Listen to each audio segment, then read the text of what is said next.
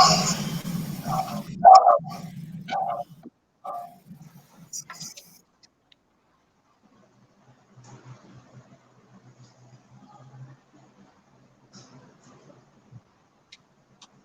start?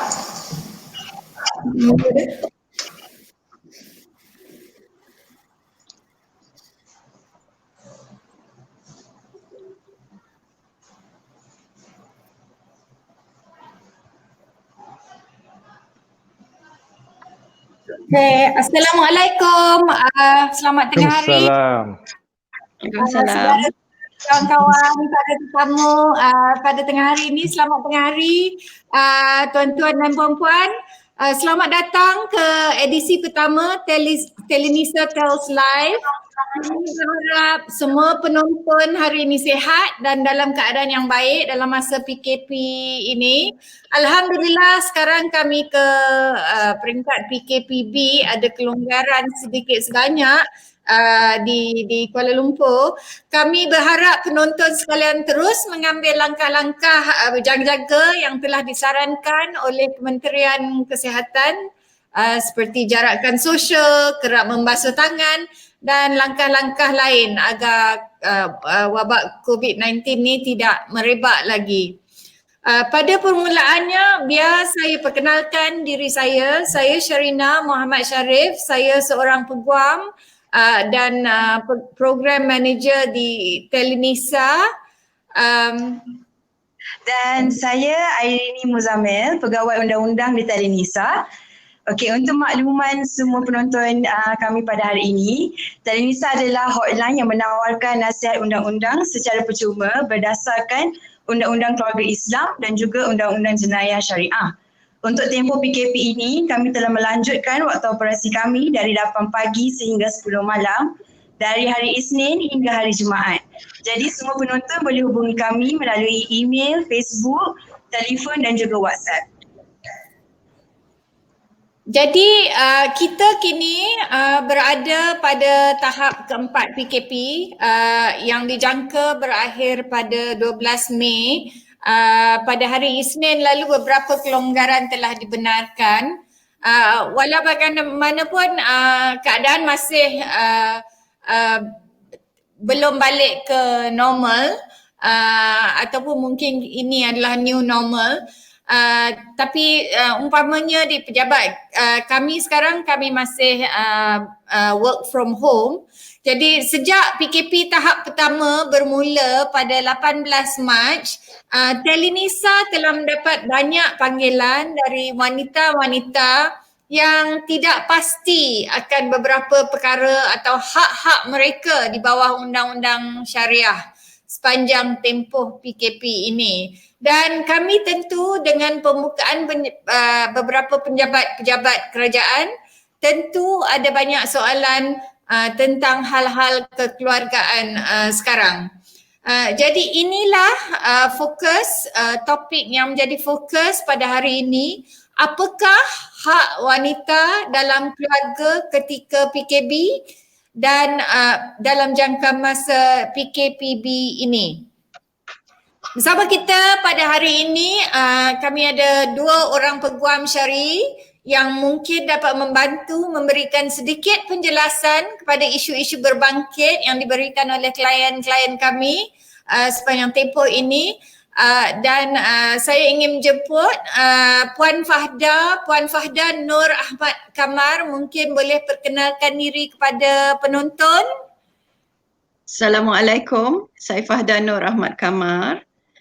Saya beramal di Ketuan Fahda Nur dan Yusmadi, firma saya sendiri, dan saya merupakan peguam bela, peguam syar'i dan peguam cara dan juga peguam syar'i. Saya mempunyai kelayakan di 4 buah negeri, iaitu Negeri Sembilan, Selangor, wilayah Persekutuan dan Pulau Pinang. Tetapi praktis saya memang fokus Selangor dan wilayah Persekutuan sahaja. Ya, terima kasih Puan Fahda. Dan seterusnya Encik Ahmad Menawi Abdul Aziz. Encik Menawi boleh perkenalkan diri? Bismillahirrahmanirrahim. Terima kasih Puan Sharina.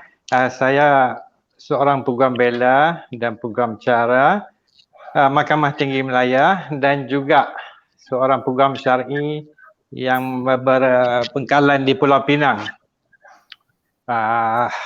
Saya kebanyakannya menjurusi bidang undang-undang kekeluargaan, perwarisan dan juga secara amnya kerja-kerja yang melibatkan proses perundangan di mahkamah termasuk mahkamah syariah. Itu saja. Terima kasih Encik Menawir, dan saya tidak mahu melengahkan masa lagi. Kita terus kepada isu-isu yang telah dibawa oleh klien-klien kami.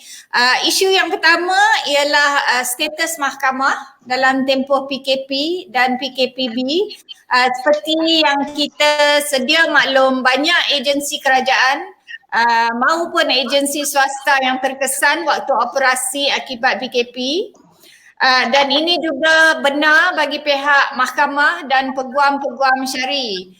Jadi Puan Fahda dan Encik Menawir, keduanya beroperasi di negeri-negeri yang berlainan. Mungkin boleh bagi keterangan sedikit pencerahan tentang situasi mahkamah syariah sekarang dari segi operasi dan pengendalian kes-kes, dan juga sama ada peguam umpamanya office Puan dan Cik masih beroperasi sama ada secara online atau sebagainya. Mungkin Puan Fahda boleh bermula? Assalamualaikum warahmatullahi wabarakatuh. Salam sejahtera semua. Saya harap semua masih sihat di rumah menyambut Ramadan Al-Mubarak. Dan terima kasih kerana memberi soalan tentang apakah keadaan dari segi pengendalian kes waktu PKP. Ini soalan yang memang merunsingkan semua orang termasuk peguam sendiri, kerana secara umumnya kita boleh katakan PKP ini menghalang apa-apa aktiviti perundangan dibuat secara aktif dan secara biasa. Kerana sebelum saya cerita secara khusus, saya nak semua orang faham bahawa PKP ini adalah rentetan daripada satu perintah yang dikeluarkan di bawah Akta Pencegahan dan Pengawalan Penyakit Berjangkit dan juga Akta Polis yang menghalang pergerakan orang awam. Jadi mahkamah tidak terpaksa mematuhi peruntukan dan perintah ini, dan oleh sebab itu kita dapati semua mahkamah di Malaysia tidak beroperasi seperti biasa. Dan operasi ini walaupun tidak berlaku, tetapi alhamdulillah dengan keluarnya perkembangan terkini iaitu PKP bersyarat sejak 4 hari bulan Mei, di mana pejabat-pejabat boleh dibuka, maka sudah ada lebih aktiviti yang berlaku. Cuma perlu saya ingatkan bahawa setakat daripada bagi Selangor dan wilayah persekutuan Kuala Lumpur dan wilayah persekutuan umumnya, daripada surat pemberitahuan dari pihak pendaftar mahkamah yang telah kami terima, mahkamah hanya beroperasi secara dalaman. Maksudnya pejabat buka, mereka bekerja tetapi tidak seperti biasa. Namun mereka tidak menerima pelanggan. Maksudnya kita tidak boleh datang ke mahkamah dan melakukan aktiviti pemfailan atau memulakan apa-apa proceeding seperti biasa. Ya, kerana apa yang berlaku adalah pihak-pihak perlu menelefon dahulu dan bertanya sama ada mereka layak untuk memulakan tindakan. Saya hendak bacakan, jadi bunyi lebih jelas dahulu apa yang dikatakan menurut surat mahkamah, ya. Dari tarikh 4 hingga 12 Mei hanya operasi secara dalaman dan tiada walk-in client. Kedua, orang awam yang berhasrat memfailkan permohonan atau mahukan pendengaran kes perlu lampirkan surat perakuan segera. Biasanya kami failkan sekali, peguam failkan notis perakuan segeralah, menyatakan apakah keadaan istimewa yang mendesak yang memerlukan perhatian segera pihak mahkamah. Dan jika tidak, sekadar untuk bertanya, orang awam tidak perlu ke kaunter mahkamah kerana tidak akan dilayan, tidak boleh datang pun. Orang awam boleh mendapatkan perkhidmatan melalui telefon, routing cara. Boleh tanyalah apa yang boleh dilakukan. Tetapi kalau ada kes jenayah, maka perlu menghubungi pendaftar Mahkamah Syariah Selangor atau wilayah Persekutuan. Ya. Okey. Tapi selepas itu 13 Mei ke atas, berlaku keganasan rumah tangga dengan disokong laporan polis dan laporan perubatan. Maksudnya ini kategori kes mendesak.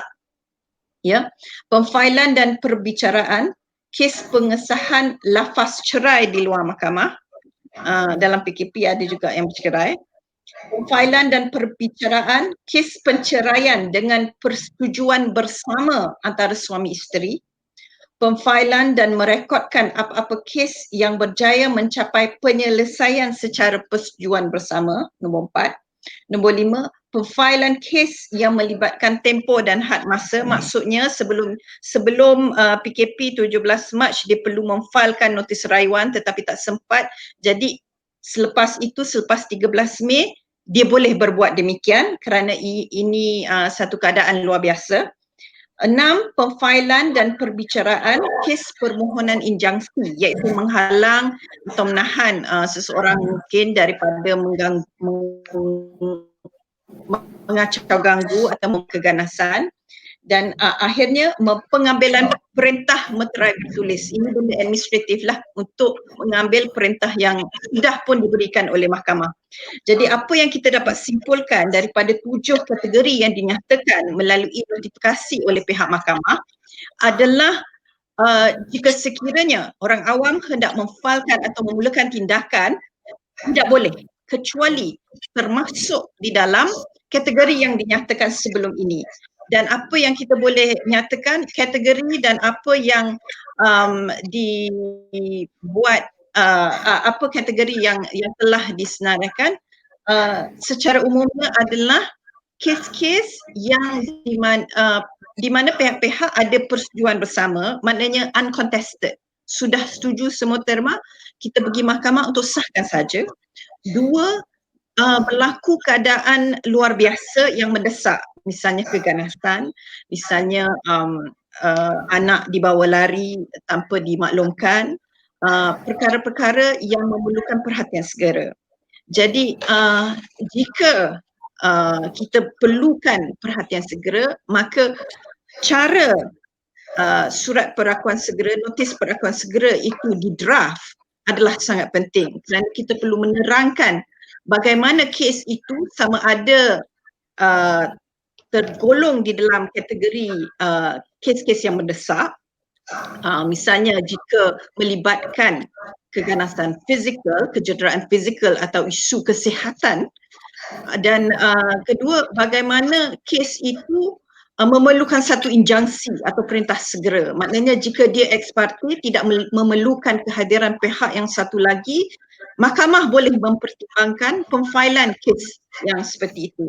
Tetapi mahkamah di dalam notis yang dikeluarkan juga telah menyatakan bahawa jika hendak datang ke mahkamah perlu dapatkan juga, perlu maklumkan dan pastikan ikut prosedur kesihatan lah, maknanya pakai face mask, ada saringan suhu badan dan jangan bawa kanak-kanak ke mahkamah. Ya. Ya. Terima kasih Puan Fada. Encik Munawir mungkin boleh terangkan keadaan di Pulau Pinang? Ya, sebagai tambahan kepada komentar yang dibuat oleh Puan Fada sebentar tadi, Pulau Pinang sebagai sebuah negeri yang menggunakan kaedah guna sama, kami juga daripada pihak Jabatan Kehakiman Syariah Malaysia, kami juga diberikan garis panduan yang sama seperti yang disebutkan oleh Puan Fada tadi. Saya tak mahu ulang untuk menjimatkan masa.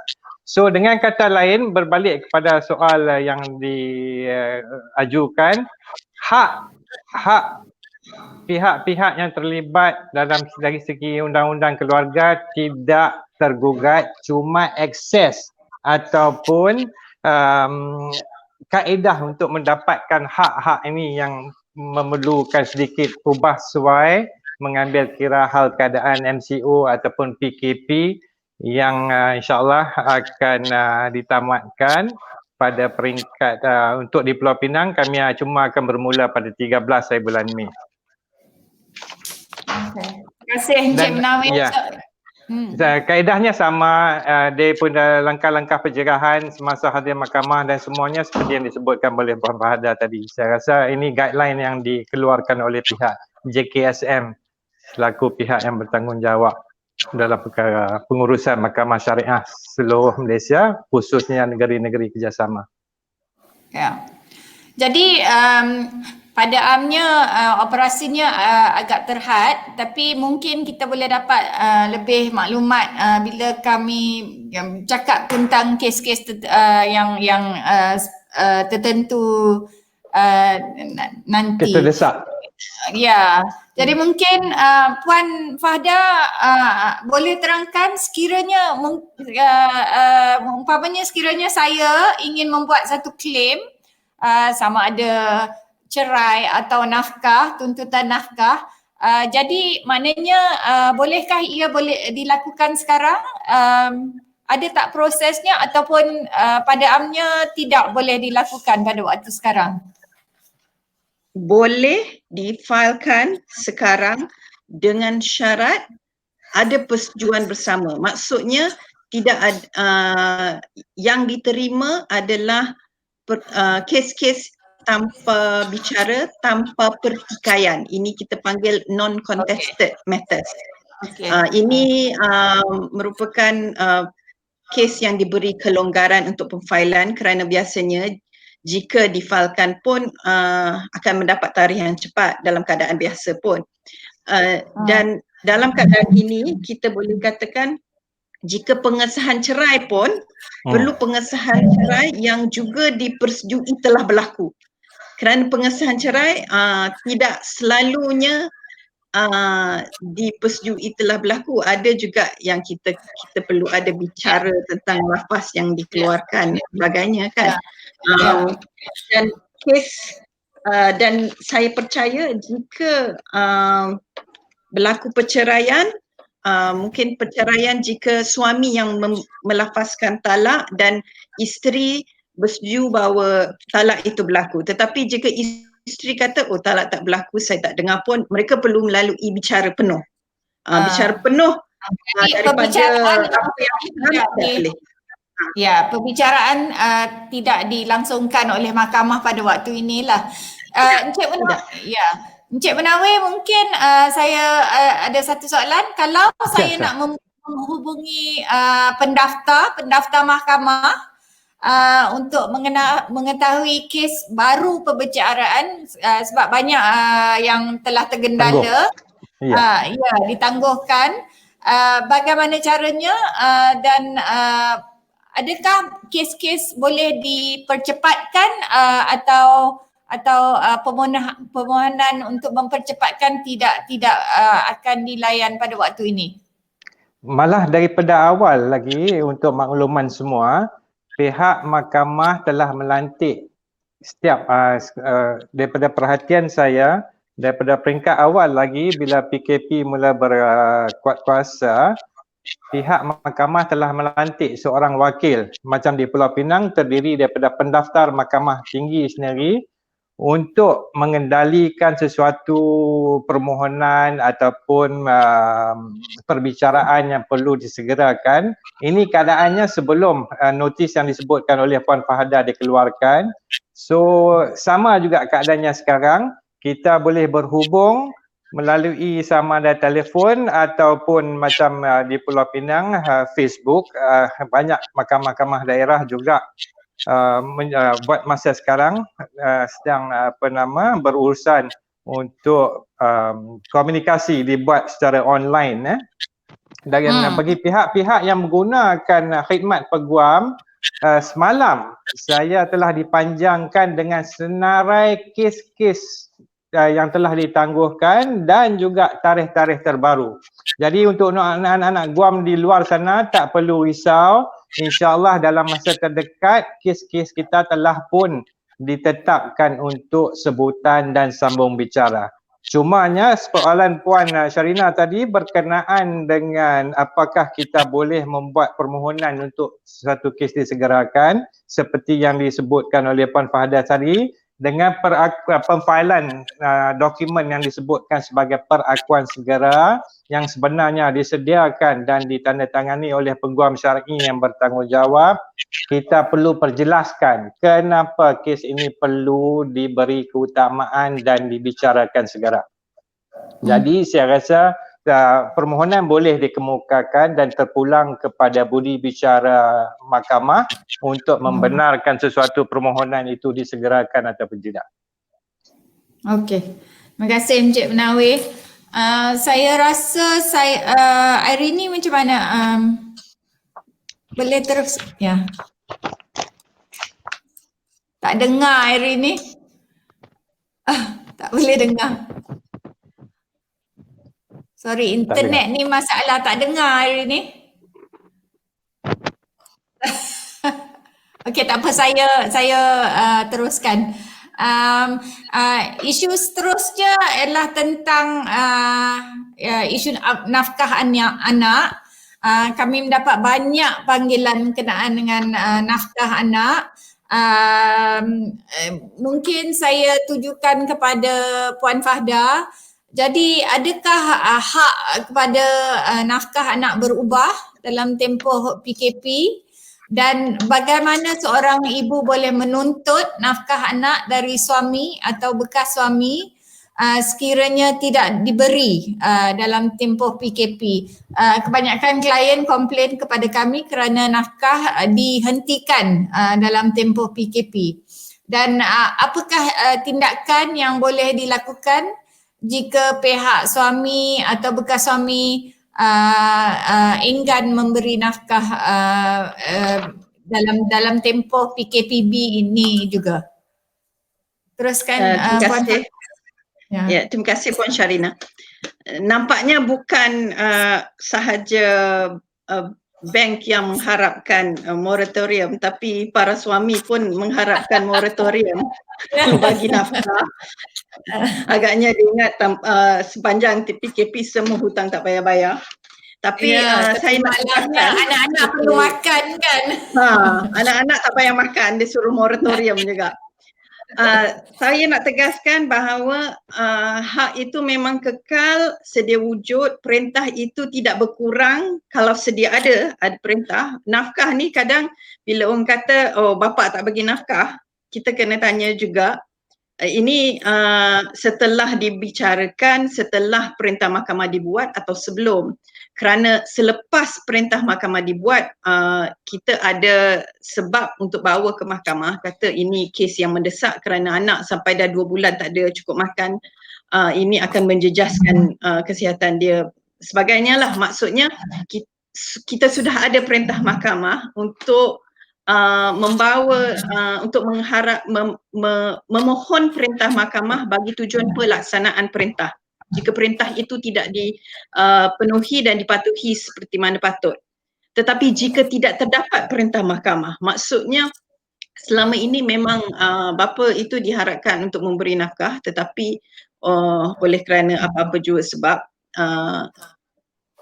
dia tidak memberikan nafkah. Kalau hendak memulakan prosiding baru memang sukar. Prosiding baru sukar. Kalau untuk pelaksanaan saya nampak mungkin ada ruang sikit. Saya rasa akan sukar kerana ia sebenarnya memerlukan perbicaraan, tetapi kita boleh cuba untuk filekan atas dasar yang mendesak. Maksudnya ada ruang untuk kita cuba di situ. Cuma kalau kita mengharapkan perbicaraan memang tidak akan berlaku. Ya, kalau pelaksanaan sudah ada, kita buat pemfailan proses ex parte mungkin untuk melaksanakan apa yang sedia ada, itu memang saya rasa boleh kita cuba. Dan apa yang saya nampak di sini, saya harap para penonton dapat fikirkan cara lain kerana melihat kepada kekangan sedia ada dengan undang-undang yang menghadkan pergerakan dan membataskan pelaksanaan perintah mahkamah juga, kita perlu mencari cara yang lain untuk mendapatkan bantuan kewangan, sama ada daripada pusat zakat atau daripada NGO atau daripada Jabatan Kebajikan Masyarakat. Kerana ini adalah alternatif bagi saya yang lebih cepat berbanding daripada tindakan undang-undang untuk menyelesaikan masalah nafkah buat sementara ini. Jadi isu nafkah ni pada amnya kalau nak buat claim kenaan dengan nafkah, tuntutan nafkah, ia perlu dibuat selepas tamat PKP lah pada amnya. Pada amnya. Kecuali kalau kita dapat melihat kes itu, case by case, dan kita dapat mengambil fakta-fakta yang boleh dikira sebagai fakta yang mendesak, yang memerlukan perhatian segera mahkamah. Alright, faham Puan Fahda. Dan hari ni boleh dah on balik ke? Masih tak dengar. Masih tak dengar langsung. Jadi cuba lagi. Dalam isu hadanah pula kita beralih, Encik Munawir. Apakah yang boleh dilakukan bagi mereka yang telah mendapatkan perintah hak jagaan sebelum PKP, perintah hak jagaan sementara. Lepas tu perintah ini lupus dalam tempoh PKP ni. Apakah status hak jagaan mereka ke atas anak tersebut? Sebab mahkamah perlu menentukan perintah hak jagaan kekal, tapi sebab PKP tak boleh buat penentuan tersebut. Jadi apa yang perlu mereka buat sekarang? Ada dua bentuk perintah sementara.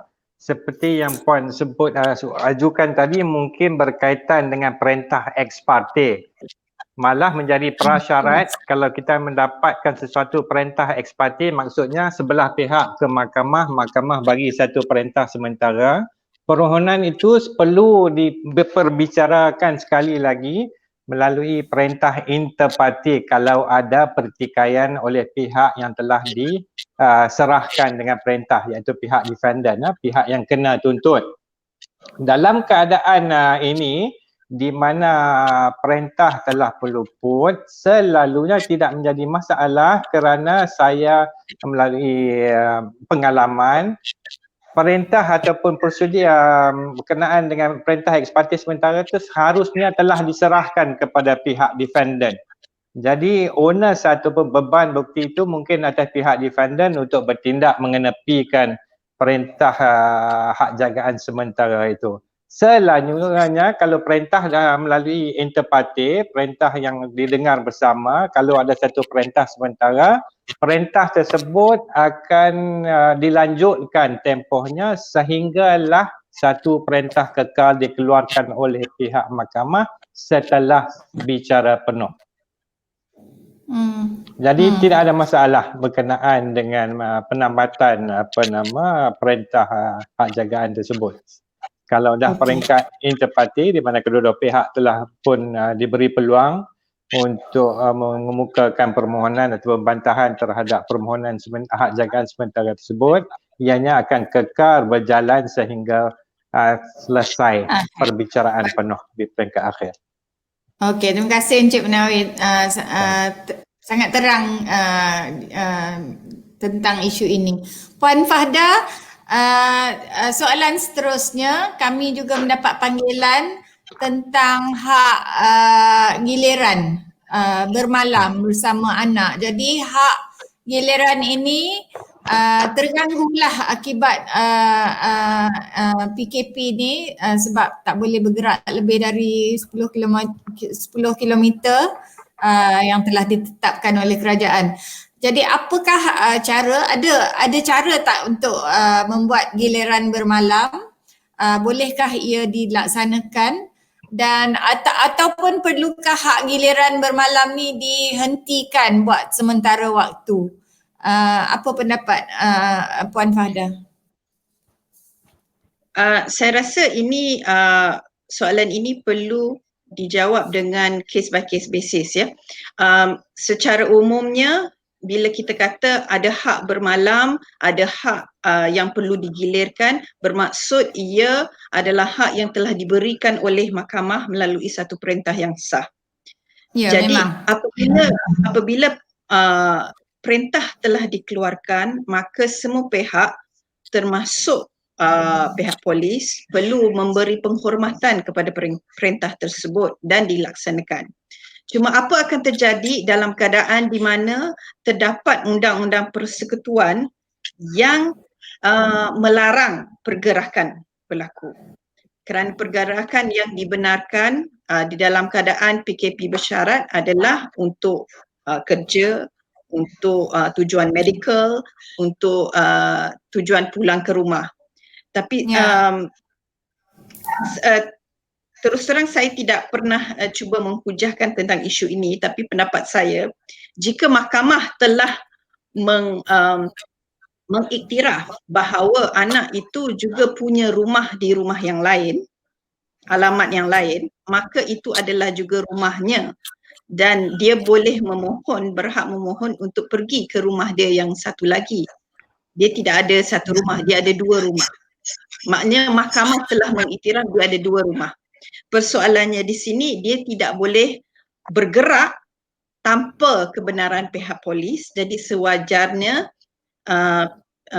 dilampirkan perintah mahkamah dan dimohon melalui kebenaran kepada pihak polis untuk proses penggiliran itu berlaku. Jika proses penggiliran itu tidak dapat berlaku kerana ditolak permohonan oleh pihak polis, maka sewajarnya ibu bapa bersepakat manakah rumah yang paling selesa buat anak tersebut. Saya selalu katakan bahawa susah untuk ada dua rumah. Jadi biar ada anak yang apabila berlaku perceraian, seharusnya biar anak itu dapat memaklumkan manakah rumah yang dia rasa paling selesa. Ya, tapi jika anak itu kecil, sebaiknya dengan ibu. Terutamanya kalau memerlukan penyusuan ibu, tidak perlu ke rumah yang satu lagi iaitu rumah bapa sewaktu PKP kerana dia mempunyai keperluan khas yang tidak dapat dipenuhi oleh pihak bapa. Jika anak itu remaja, kita boleh tanya dan kita boleh buat keputusan berdasarkan apa yang menjadi pilihan anak tersebut. Ya, terima kasih Puan Fahda, sebab di setengah-setengah negeri isu bila dah ada perintah mahkamah tentang hak giliran ni, mereka telah designate sebagai essential service. Pergerakan disebabkan oleh perintah mahkamah dalam isu giliran bermalam ni diberi status essential services. Jadi keadaan seperti itu tidak sama di Malaysia.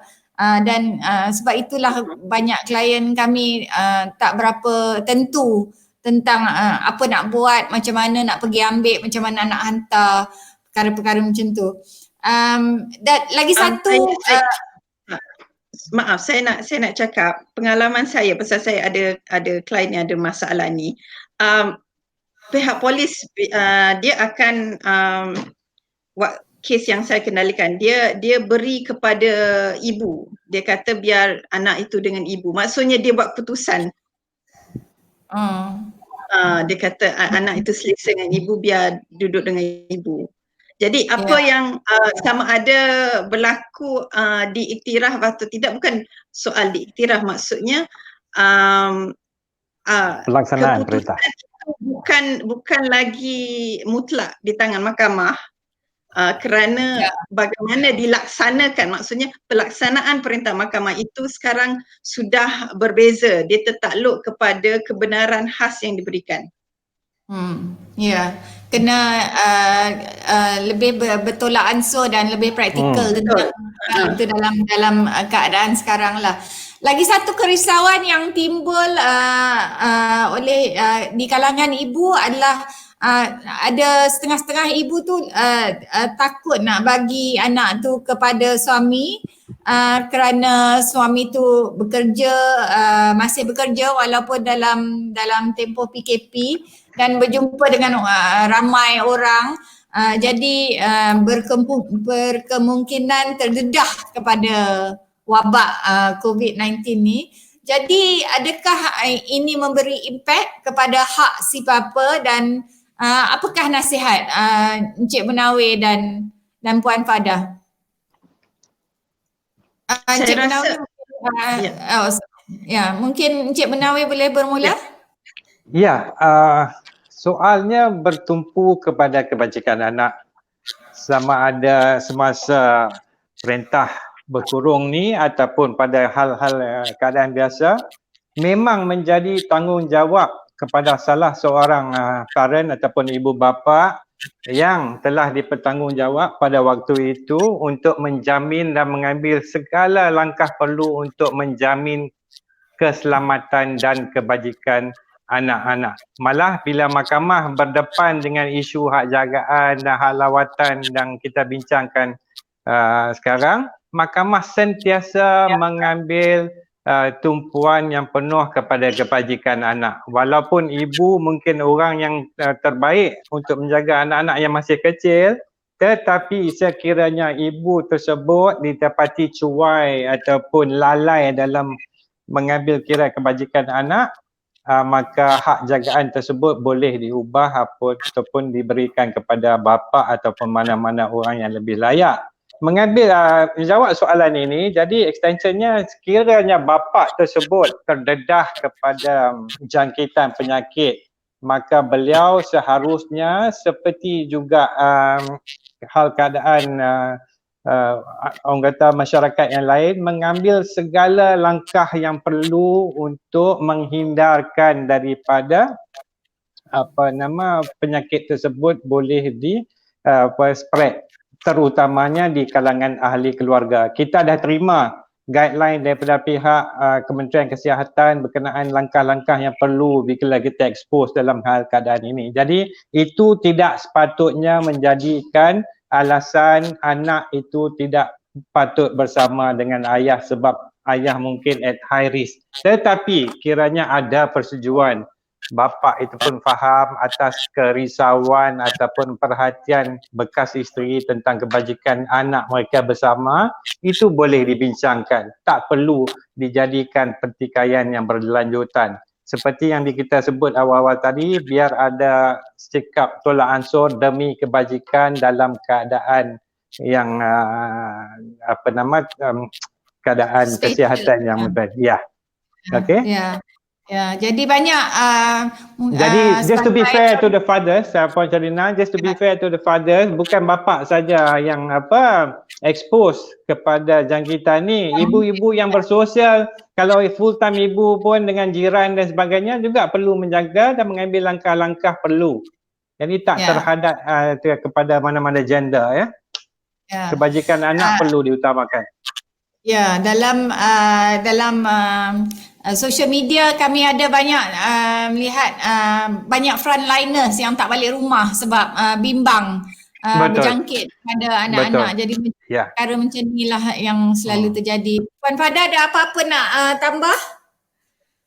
Saya nak katakan bahawa kadang-kadang saya faham kenapa perintah mahkamah sukar dilaksanakan dalam tempoh PKP, kerana ada juga perintah hadanah di mana yang bapanya di Kuala Lumpur, ibunya di Pulau Pinang dan dia boleh jumpa bapa dia sekali bulan misalnya.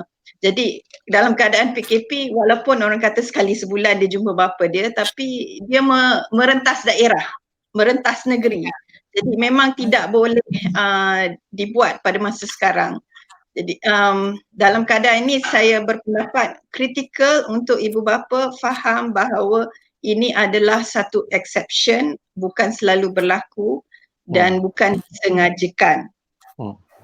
Jika ini diambil kesempatan oleh ibu bapa yang tidak bertanggungjawab untuk menafikan hak jagaan, dan saranan saya adalah untuk buat laporan polis jika selepas PKP tamat, jika mahu mengubah hak jagaan itu boleh dijadikan sebab. Ada yang mengambil kesempatan mungkin, ada yang tidak. Benda macam ni susah kita nak cakapkan, dia berbeza dari kes. Okey. Ya, terima kasih Puan Fada. Malah ini merupakan isu yang agak ketara semasa proses PKP ni. Saya yang dihubungi oleh anak-anak GUAM berkenaan dengan isu lawatan dan hak jagaan ni. Ya. Semanya untuk kes yang merintasi negeri seperti yang disebutkan oleh Puan Fada tadi, anak dalam satu kes tu anak kebetulan dalam jagaan suami. Jadi si bekas isteri agak risau dengan hal keadaan anak. So saya kata hubungi si suami, pergi ke pejabat polis dan dapatkan satu perintah pelepasan untuk merentasi negeri untuk melaksanakan, untuk ambil anak tu balik ke Pulau Pinang. Jadi dalam sesuatu keadaan, dia kalau both parents orang kata faham tentang setuju, jadi tidak ada masalah. Cuma proses perjalanan masih memerlukan kebenaran pihak yang bertanggungjawab, dalam keadaan ini pihak PDRM. Jadi pada amnya kena bawa court order, bawa perintah asal, buat berjumpa dengan OC balai ataupun pegawai pemerintah balai, terangkan hal keadaan. Saya tak dihubungi balik oleh anak GUAM, jadi saya percaya kedua-dua kes tu telah pun selesai seperti apa yang saya anjurkan. Dan pegawai-pegawai polis pun agak understanding. Mereka normally akan hubungi pihak yang satu lagi untuk mengesahkan tentang hal keadaan anak tersebut sebelum mengeluarkan perintah untuk ibu tu ataupun bapa tu datang untuk drop anak tu balik. It's all boils down to understanding between the parties. Okey, faham. Ya. Hello. Boleh dengar balik hari ni. Welcome back. Okay, can we move on to the next question? Yeah. Sure. Okay, sepanjang PKP ni untuk makluman Puan Fada dan Tuan Munawir, kami banyak aduan dari pihak isteri di mana suami dah terbongkar mempunyai rahsia hubungan sulit atau affair dengan perempuan lain. Mungkin dulu si suami berkomunikasi di pejabat atau di kedai kopi, tapi sekarang dah tak boleh. Okey, dan satu lagi kes kita ada terima juga di mana isteri mendapat tahu si suami sudah lama ada isteri kedua dan sudah pun ada anak lah bersama isteri kedua, baru dapat tahu semasa PKP ini. Jadi untuk wanita-wanita yang ingin tahu, apakah mereka dapat memfailkan perceraian dalam tempoh PKP ini? Jika ya, apa yang mereka perlu lakukan dan sediakan bagi proses tersebut?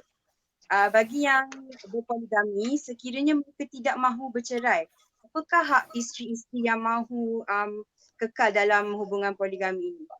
Mungkin Puan Fada boleh jawab dulu? Seperti yang telah saya terangkan sebelum ini, proses perceraian boleh dimulakan sewaktu selepas 13 Mei, tetapi biar ada persetujuan bersama.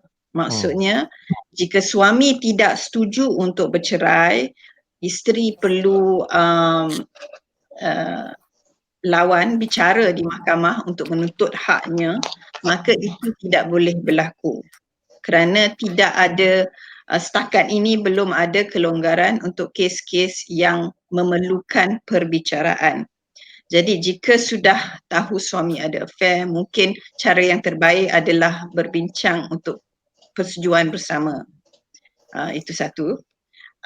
Dan apa yang penting bagi saya, bukan untuk kita kata kalau tempoh PKP tak boleh cerai, tak boleh buat apalah. Tidak. Ya, jangan cakap tak boleh buat apa. Bila dah tahu dia bermasalah, kumpullah bukti. Inilah masanya sebenarnya untuk membuat persediaan kes, kerana dua-dua tak boleh ke mana. Ya, dua-dua ada. Jadi buat persediaan, tahu apa yang sebenarnya berlaku. Jika dia ada isteri kedua, siapa isteri kedua dia. Maksudnya kita mesti siapkan apa dokumen yang perlu untuk memfailkan kes. Saya nak ingatkan kalau berlaku poligami tanpa kebenaran itu tidak bermaksud mempunyai alasan automatik untuk bercerai.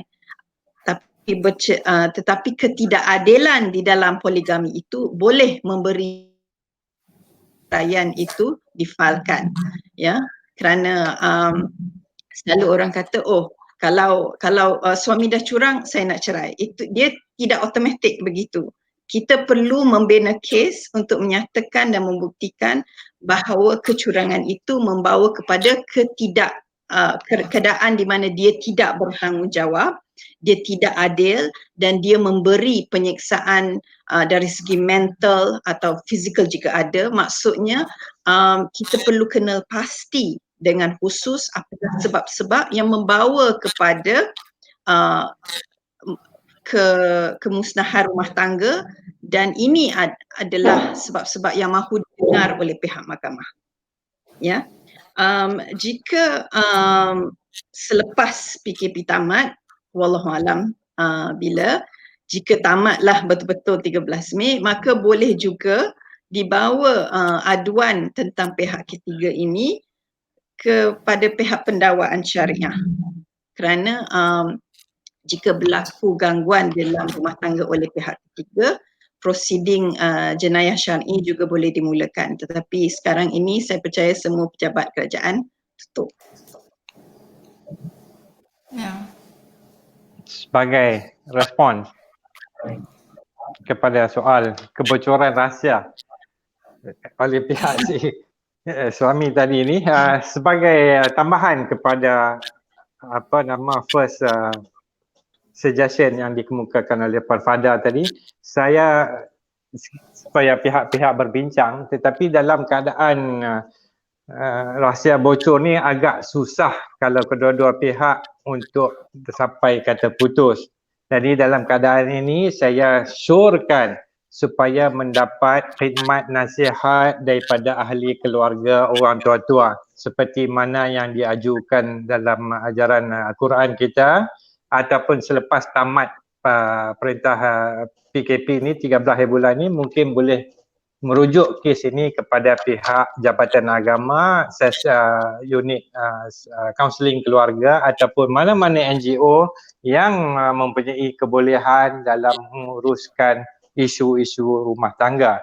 Berkenaan kalau ada berlakunya poligami dan isteri tidak mahu cerai, ada dua cara. Satu, semasa proses pengesahan perkahwinan ataupun poligami, apa-apa persetujuan yang melibatkan kebajikan isteri pertama boleh dimasukkan sebagai perintah, sebahagian daripada perintah pengesahan perkahwinan di luar negara ataupun poligami tersebut. Ataupun kedua-dua pihak membuat perjanjian yang boleh disediakan oleh mana-mana peguam syar'i yang bertauliah untuk menyediakan satu perjanjian lanjutan daripada poligami yang telah berlaku selama ini, supaya hak ataupun kebajikan isteri pertama dan anak-anak daripada first marriage itu tidak tergugat, dan pada masa yang sama mungkin memberi pengiktirafan kepada isteri kedua dan jika ada anak-anak daripada perkahwinan yang kedua tersebut. Kerana kita perlu ingat di bawah undang-undang keluarga, dua-dua undang-undang keluarga Islam dan juga civil, pendaftaran perkahwinan tersebut adalah amat penting. Kiranya sesuatu perkahwinan tersebut tidak didaftarkan, maka hak ataupun tanggungjawab daripada yang keluar daripada perkahwinan tersebut mungkin tidak dapat dituntut di mahkamah apabila berlaku kematian ataupun pewarisan dan perceraian itu sendiri. Apapun perkahwinan yang kedua tu, kalau dah keluar perlu daftarkan. Nasihat saya. Okey. Ya, saya soalan yang lagi satu tentang isu fasa ialah sekiranya ia tergendala lah dan tapi saya rasa dalam jawapan yang terdahulu Encik Munawir dan Puan Fahda telah terangkan tentang macam mana untuk memohon kes ini dibicarakan, maknanya kalau perlu perbicaraan ia perlu ditangguhkan ke selepas waktu PKP. Melainkan keadaan tersesak. Maksudnya kalau the violence, katakanlah kita nak fasak atas sebab keganasan rumah tangga, dalam keadaan tersebut kita boleh kemukakan apa disebutkan sebagai notis perakuan segera tu untuk dipercepatkan bicara. So as pointed out daripada Puan Fahda tadi, it's a case to case basis. Dia mengambil kira daripada satu kes kepada satu kes yang lain. Cuma semata-mata kerana adanya arahan daripada mahkamah untuk ditangguhkan kes-kes yang tidak mendesak, tidak semestinya kita tidak boleh mengemukakan permohonan ini. Kalau betul-betul terdesak, try. Jangan tak try. Cuba, jangan tak cuba. Betul. Saya nak cakap di sini, kita boleh kita sendiri kaji kes kita. Maksudnya jangan anggap pasal kalau saya tanya anak guam saya, kes ni mendesak, semua anak guam saya akan kata kes saya mendesak. Perlu didengar terlebih dahulu. Tetapi jika kita benar-benar mahu kes kita didengar, kita perlu menyusun fakta kes dengan baik. Maksudnya jika berlaku mungkin tiada keganasan fizikal tetapi keganasan dan penyiksaan mental, kita boleh pergi ke doktor sewaktu PKP. Kita boleh jumpa dan mendapatkan khidmat nasihat daripada doktor psikiatri. Dia boleh mengeluarkan laporan. Dia boleh membantu. Maksudnya kalau kita hanya menganggap waktu PKP tak boleh buat apa-apa, maka tidak boleh, memang kita tak boleh buat apa-apa, tetapi cuba kita fikir dengan lebih lanjut.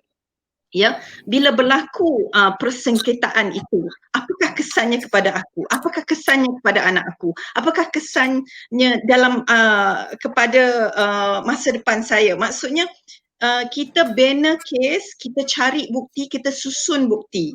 Bukan saya suruh tambah bukti, tetapi cari dan bina kes berdasarkan fakta sedia ada.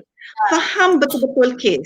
Maksudnya bagaimana kita nak faham kes kita dengan sebaiknya. Saya selalu sarankan anak guam saya, kalau di dalam rumah tangga anda sudah ada masalah, pastikan anda ada jurnal. Dari pagi buat apa, malam buat apa, siang buat apa. Maksudnya jika kita dengan rajin dan tekun menjurnalkan, memasukkan dalam diary apa berlaku, kita dapat rekod dan kita boleh faham, kita boleh analisa sendiri fakta kes kita dan kita boleh katakan, sebenarnya benda ni apabila aku dimalukan setiap hari, apabila pukul 10 dia panggil aku bodoh, pukul 2 dia panggil aku celaka, pukul 3 dia panggil aku sial, cuba kira berapa kali dia kutuk, itu sudah membawa kepada penganiayaan fizikal dan bila kita jumpa doktor pun akan membuat ujian-ujian tertentu dan boleh mengeluarkan satu surat doktor menyatakan memang secara emosi sudah terjejas dengan teruk. Kerana kita tak boleh kata bahawa penderaan itu semata-mata penderaan fizikal. Banyak penderaan yang saya dapati berlaku sekarang ini, penderaan mental, dan masyarakat kita sebenarnya ramai yang mengalami isu mental health, kesihatan mental, kemurungan, kemudian menjadi seorang narsisis, seorang yang suka mendera orang lain secara tidak langsung. Ini semua sifat-sifat yang sebenarnya membahayakan jika tidak diambil tindakan. Jadi tahu kes anda dengan sebaiknya dan bersedia jika mahu memerlukan tindakan. Jangan buat kes tu macam simplistik saja. Maknanya perlu ada mindset, saya perlu menganalisa kes saya sendiri. Okey. Jadi sebab masa pun dah suntuk, kita Sebagai tambahan, one teruskan. last point on the same point, Sharina. Just salah satu cara apa kita atasi halangan daripada PKP ini, kalau berkaitan dengan fasak yang melibatkan keganasan rumah tangga, tak kira lah fizikal ataupun mental, salah satu jalan keluar, kita buat aduan polis dan siasatan boleh dibuat di bawah Akta Keganasan Rumah Tangga. Sementara nak tunggu Mahkamah Syariah bertindak, kita perlu ingat Akta Keganasan Rumah Tangga dipindah pada tahun 2017 menjadikan ataupun mengiktirafkan bahawa isu keganasan rumah tangga bukan isu keluarga lagi. Ia adalah satu kesalahan jenayah. Pelaku ataupun suspek boleh ditangkap. Jadi kalau betul-betul keadaan mendesak, tak perlu tunggu Mahkamah Syariah, boleh terus ke Jabatan Kebajikan Masyarakat ataupun PDRM untuk membuat laporan berkenaan kelakuan jenayah ini. Okey. Terima kasih. Jadi kita teruskan ke soalan-soalan di FB. Soalan pertama dari Amira Nur Iliani Salam di FB Sisters in Islam. Bulan berapa agak-agak mahkamah akan kembali beroperasi sepenuhnya? Saya pun tak tahu. Kalau berdasarkan kepada jadual tangguhan tarikh baru yang kami terima semalam, nampaknya tangguhan selama 2 bulan daripada Mei sampai ke Julai. Saya dah dapat tarikh sebutan untuk bulan 1 bulan Julai pun dah dapat. Jadi diharapkan kes-kes yang tertangguh dapat dipercepatkan dan kes-kes baru dapat didengar, dapat didaftar dan didengar semula dalam masa terdekat. Jadi kalau tanya saya ingat dalam jangkaan 2 bulan untuk things to get back to normal. Sebab mahkamah yang advantage mahkamah syariah ni banyak online, jadi ada kelebihan dari situ, boleh dipercepatkan dari segi pengurusan mahkamah. Maksud Encik Menawi rasa 2 bulan bagi perbicaraan mungkin dimulakan dalam masa 2 bulan lah. Kalau ikut arahan semalam, perbicaraan dah nak mula balik 13 bulan ni. So ada kes yang telah pun ditetapkan untuk bicara pada 13. Cumanya sama ada keutamaan sesuatu kes tu akan diberi keutamaan ataupun tidak berdasarkan seperti yang disebut oleh rakan saya tadi, berdasarkan kepada fakta kes itu sendiri. Tetapi kalau tanyakan tempoh mungkin dalam sebulan 2. Rasa 2 bulan lah, to be fair. Ada lagi satu soalan dari watch party oleh Aiman Atira Al-Jundi. Bagaimana jika terbukti didapati ayah yang jaga tu sebenarnya tak jaga pun, tetapi sebaliknya upah orang lain untuk menjaga anak? Jadi adakah ini memberi impak kepada perintah jagaan anak? Ya, terutama sekarang apabila kita cakap tempoh PKP, dia perlu tinggal dekat rumah. Tapi bila kata orang lain menjaga, adakah yang menjaga tu isteri baru? Adakah yang menjaga tu bibik dia? Jadi bila kita kata yang menjaga itu adalah pihak yang lain, perlu kita analisa fakta kes ya. Jika sekiranya ada anak itu dijaga oleh pihak lain tetapi tinggal bersama dengan ayahnya dan kebajikannya terjaga dengan elok, maka tidak menjadi masalah. Kerana jika dibawa kes ke mahkamah pun pertimbangan utama selalunya adalah kebajikan anak. Tetapi jika dijaga oleh pihak lain dan menjejaskan kebajikan anak, maka itu sebab untuk dibawa perhatian kepada pihak mahkamah, tetapi sekarang ini kita tidak boleh memfailkan apa-apa permohonan ubah perintah yang akan dipertikaikan lah.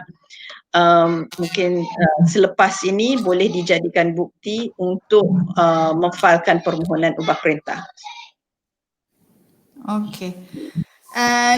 Jadi ada soalan lain. Ya, ada lagi satu dari Sarina Saleh. Kawan saya failkan fasa, tapi pihak suami beberapa kali gagal menghadirkan diri ke mahkamah. Dia minta nasihat mahkamah untuk langkah seterusnya. Pegawai yang mengendalikan kesnya menyuruh beliau kembali taat kepada suaminya. Dia tidak mahu kerana suaminya seorang yang suka mendera secara fizikal dan mental. Jadi apa yang perlu beliau buatkan? Ini tidak spesifik kepada isu PKP lah. Ini memang soalan secara am. Encik Munawir mungkin boleh menjawab? Baik, terima kasih Puan Sarinah yang bertanya.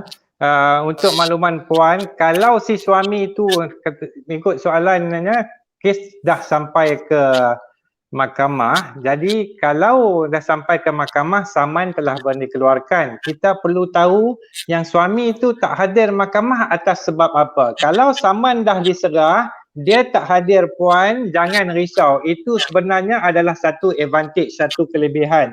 Sebab bila kes tuntutan fasakh Puan dibicarakan, keterangan Puan tidaklah tercabar kalau dia hadir dengan peguam dia sendiri dan sebagainya. Jadi dengan ketidakhadiran dia, beliau tidak mau hadir tu mungkin dapat membantu mempercepatkan tuntutan fasakh Puan. Tak perlu risau. Yang pentingnya kita dah serah saman, dia tahu tentang prosiding yang sedang berjalan terhadap dia di mahkamah. Dia tak mau hadir mahkamah, alhamdulillah memudahkan kes kita. Tapi apa nak buat tentang pegawai yang menyuruh beliau kembali taat? Saya rasa ini pegawai lawyer buruk lah.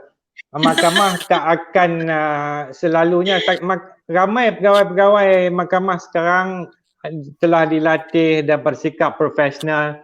Kalau kes fasakh agak ganjil dia nak suruh balik pergi ke tinggal dengan suami yang didakwa melakukan keganasan rumah tangga. Tak perlu dengar, ambil nasihat daripada pihak BSK ataupun pihak pegawai daripada Jabatan Bantuan ke NGO dan sebagainya. Always get a second opinion. Macam doktor juga, medical juga, penyakit undang-undang juga sentiasa diajukan untuk dapat second opinion. Terima kasih. Puan Fada ada apa-apa nak tambah? Saya nak cakap terutama sekarang ini kita tidak perlu terlalu bergantung kepada satu sahaja kaedah cerai. Kalau dia di Selangor, dia boleh cuba kaedah hakam. Tapi kalau suaminya tidak hadir, tak bolehlah. Cuma seperti yang dimaklumkan oleh Encik Munawir tadi, jika berlaku keganasan fizikal, dia boleh ambil tindakan di bawah DVA atau keganasan rumah tangga. Kerana jika dia sudah mengambil tindakan di bawah Akta Keganasan Rumah Tangga, maka bukti-bukti dan laporan polis dan siasatan polis, atau jika ada charge pendakwaan oleh pihak polis, ia akan menjadikan kes dia sangat kukuh untuk pemfailan kes fasakh. Dan saya percaya jika dia sudah ada laporan polis dan kes jenayah, tidak ada pegawai mahkamah yang akan beri nasihat jangan fail fasakh. Okey. Jadi terima kasih Puan Fada, Encik Munawir kerana kesuntukan masa. Saya rasa setakat sini saja sesi kami. Sekiranya penonton-penonton ada soalan seterusnya, sila hubungi kami di Telenisa. Nombor telah dipaparkan di skrin dan akan dipaparkan sebentar lagi, sekali lagi. Mungkin saya boleh summarize Puan Fada dengan Encik Munawir tentang keadaan dalam situasi PKP ni. Pada amnya operasi di mahkamah adalah terhad, hanya isu-isu yang terdesak dia akan diteruskan, dan pada amnya perbicaraan tidak akan diadakan. Pada waktu ini mungkin operasi akan bermula 13 Mei ataupun kita kena tunggu kepada sekiranya mahkamah membuat perutusan yang lain. Jadi dalam tempoh ni hak seperti hak nafkah, hak hadanah dan seterusnya masih kekal, tapi umpamanya dalam isu giliran anak kita perlu bertolak ansur, sabar sikit kerana keadaan sekarang berlainan dengan keadaan normal dan juga praktikal tentang isu ini. Sekiranya ada yang nak menuntut perceraian pada waktu ini, walaupun ia tidak boleh ditentukan oleh mahkamah, seperti mana Puan Fahda dah nasihat, kita mendapatkan evidence dan prepare the case, dan Encik Menawi ada cakap tentang counselling dengan NGO atau badan-badan lainnya. Dan kalau sebolehnya membuat perjanjian agar hak-hak isteri pertama tidak tergugat. So I think yang paling penting ialah prepare the case now supaya masa yang terlalu lama tidak payah diambil bila nak filekan case tu. Dalam isu keganasan rumah tangga, memang ini adalah isu yang paling serius yang kami dapati, tapi kerana kami juga telah mengendalikan kes-kes keganasan rumah tangga melalui webinar-webinar yang lain bersama juga dengan NGO lain, kami akan mengadakan bercakap tentang isu ini dengan lebih pada webinar yang lain, bukan yang ini. Jadi pada amnya memang siasatan boleh dimulakan dengan report polis atau dengan report ke JKM, dan saya juga ingin sarankan talian kasih ada beroperasi, boleh juga dipanggil telefon Telenisa ataupun WAO di mana pertolongan boleh diberikan dalam kes-kes keganasan. Dan jadi pada akhirnya saya ingin mengucapkan ribuan terima kasih kepada Puan Fahda dan Encik Munawir atas perkongsian hari ini. Ya, memang very clear tentang hak-hak dan isu-isu pada waktu ini. Terima kasih kerana sudi meluangkan masa bersama Telenisa pada petang ini. Terima kasih atas jemputan. Telenisa, terima kasih. Telenisa Tels Live edisi kedua akan kembali pada minggu depan jam 3 petang. Jam 1 petang sama seperti hari ini, dan isu yang akan dikopik pada edisi kedua kita adalah masalah kewangan yang dihadapi oleh wanita akibat PKP. Jadi sekian, wassalamualaikum, dan sebelum kami berakhir, kami akan paparkan di skrin nombor-nombor telefon yang penting, umpamanya WAO dalam situasi keganasan rumah tangga, dan befriender sebab sekiranya sesiapa menghadapi tekanan emosi di waktu ini, dan talian kasih seperti yang saya nyatakan juga adalah talian hotline yang disediakan oleh pihak kerajaan. Jadi sekian, wassalamualaikum, selamat berpuasa, selamat berbuka puasa, kita berjumpa lagi minggu depan. Terima kasih Encik Fahda. Waalaikumsalam. Sama-sama. See you. Bye-bye.